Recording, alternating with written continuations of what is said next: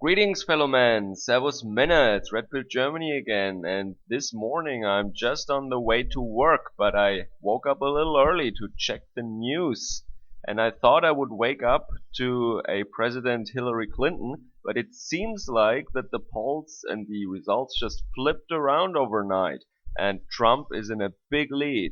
I can only say, sounds too good to be true. Maybe this is a little early, but it is pretty certain now. Trump will probably be the next president of the United States of America. I salute you, my American brothers over the pond. You took your country back. You showed those fucking elites that democracy is still a thing and that they cannot wage war against you guys without any pushback. Congratulations. You have my respect for this campaign. Now America can maybe finally become great again. And who knows? Maybe we are next.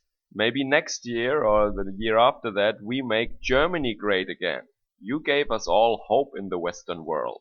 So I wonder if Clinton stays in America or if she seeks political asylum somewhere in the third world. Who knows?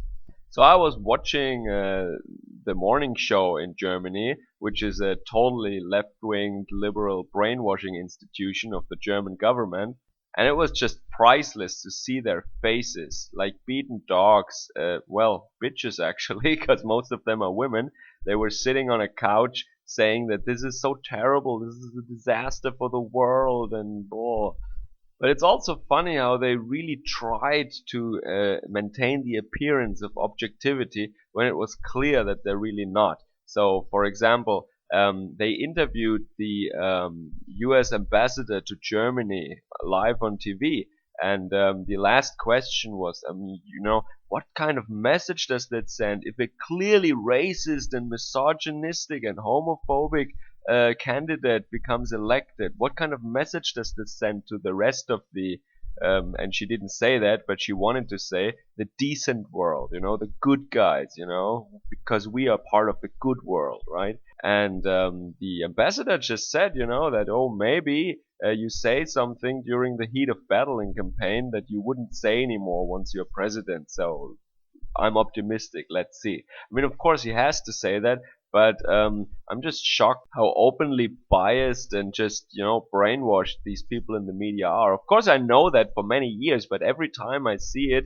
and it becomes a little more extreme than it was yesterday, then it gives me a little shock every time. I don't know. I never get used to it fully, I guess. So they also interviewed a lady from Florida who organized a group called Latinos for Trump in Florida or something.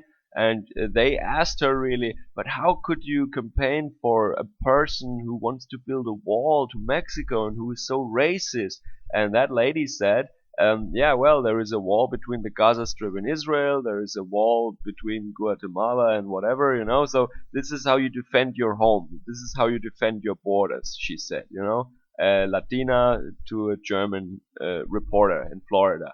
And I thought, wow, respect, Now at least, when on election day, the German public gets shown people who are minorities in the US who actually do have a brain, and not only criminals and thugs and brainwashed idiots. And that lady responded really well to those very suggestive, manipulative questions that are, these questions that are actually statements and not questions, It's disgusting, but it's so satisfying to see, the truth being hammered into their smirks and these petrified faces on the left right now. It's just, glorious. So they did some chart analysis also, and they actually said, Trump won with white male Americans without a college degree. So uneducated whites, he scored with them, and the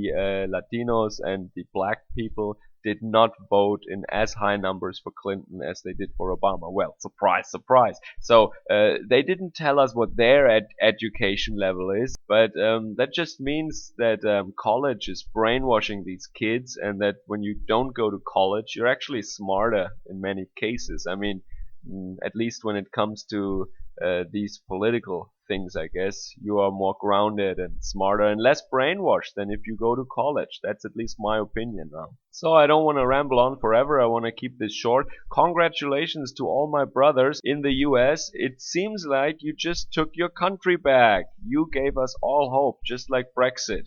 I salute you. And who knows, maybe we are next. Maybe after you make America great again, we can kick out Merkel and make Germany finally great again.